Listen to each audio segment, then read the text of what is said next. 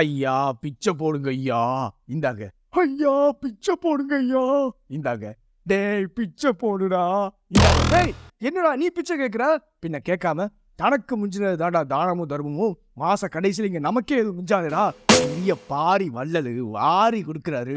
டேய் போடா, போய் கொடுத்ததான திருப்பி வாங்கடா, போங்கடா. டேய் அவங்களாம் போயிட்டாங்கடா, போய் வாங்கடா. தாத்தா தாத்தா அந்த காசு கொடுத்த காசு திருப்பி கொடுத்துட்டு போங்க தாத்தா. எனக்கு இந்த பைக் ரொம்ப பிடிச்சிருக்குங்க. இந்த பைக்கை வாங்கி ஊருக்குள்ள ஓட்டும் போது செமகத்தா இருக்குண்டா. டேய் சொன்னா கேளு, மைலேஜ் தர வண்டியா எடு, இல்ல மாச கடைசியில் நீ ரொம்ப கஷ்டப்படுவடா. சொன்னா கேளு. டேய் ஓடா ரைட்டு. ஐயோ ஐயோ என்னாச்சுடா? இஎம்ஐ கட்டணும்னு வச்சிருந்த காசுல வண்டிக்கு பெட்ரோல் போட்டுண்டா. இப்ப இஎம்ஐ எப்படிடா கட்டுறது? சொல் பேச்சு கேளாமை. நான் அன்னைக்கே ரெட் அலர்ட் கொடுத்தேன்ல, நீ தான் கேட்கல. குடும்பத்தை காப்பாத்துறதுக்காக சம்பாதிக்க போன நிலைமை போய் வண்டி பெட்ரோல் போடுறதுக்காக சம்பாதிக்கிற நிலைமை வந்துருச்சு பாத்தியா? டேய் என்னடா ஆறுதல் சொல்ற, ஐடியா சொல்றா. ஆறுதலும் சொல்ல முடியாது, ஐடியாவும் சொல்ல முடியாது. அனுபவி. நான் நல்லா சம்பாதிக்கிறேன். ஒரு சொந்த வீடு கட்டி அங்க பால் காய்ச்சணும். சொந்த வீட்டுல பால் காய்ச்சினா என்ன, வாடகை வீட்டுல பால் காய்ச்சினா என்ன? பால் எங்க காய்ச்சினாலும் பால் பொங்கும். சொந்த வீடுலாம் நமக்கு செட் ஆகாது. வாழ்க்கை பூரா இந்த வாடகை வீட்லயே வாழ்ந்துட வேண்டியதான். வேற வழி இல்லடா.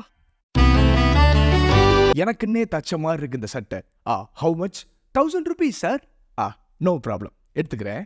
எனக்குன்னே தச்ச மாதிரி இருக்கு இந்த சட்டை. How much? 1000 rupees sir. Big problem. வச்சிருங்க, வந்து வாங்கிக்கிறேன்.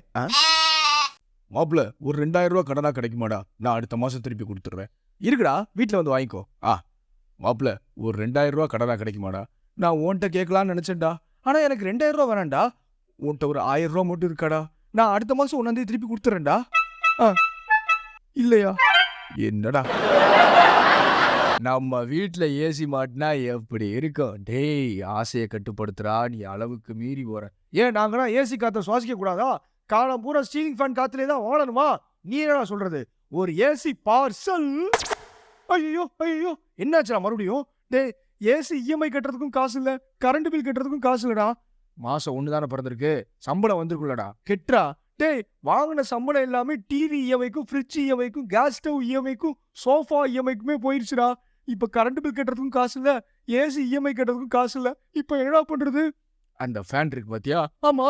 உன் வெயிட் தாங்குற மாதிரி ஒரு ரோப்பு போட்டு தொங்கு. தான் ஒரே வழி. இதை தாண்டி எனக்கு வேற எந்த வழியும் தெரியலடா. மொய் வைக்க போறேன், மொய் வைக்க போறேன், மொய் வைக்க போறேன். எழுதிக்கோங்க, 1001 ரூபா. நம்மளும் 1001 தான். எப்படிடா மாச கடைசியில் இவ்வளவு பெரிய அமௌண்ட் நம்மகிட்ட எப்படிடா இருக்கும்? மொய் வைக்கலாம் காசு இல்ல, மொய் கவர் வாங்க தான் காசு இருக்கு.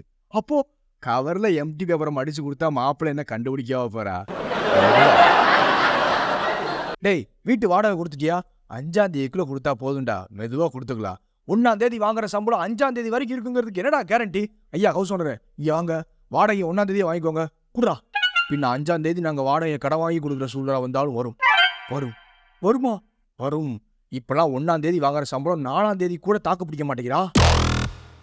டே பை டே விலைவாசி உயருது, ஆனா இயர் பை இயர் தான் சம்பளமே உயருது. இதுக்குத்தான் நான் அப்பளே சொன்னேன், எங்கேயாவது வீடு கட்டுற வேலைக்கு போயிருந்தா கூட ஒரு நாளைக்கு 1000 ரூபா, 30 நாளைக்கு 30,000 ரூபா.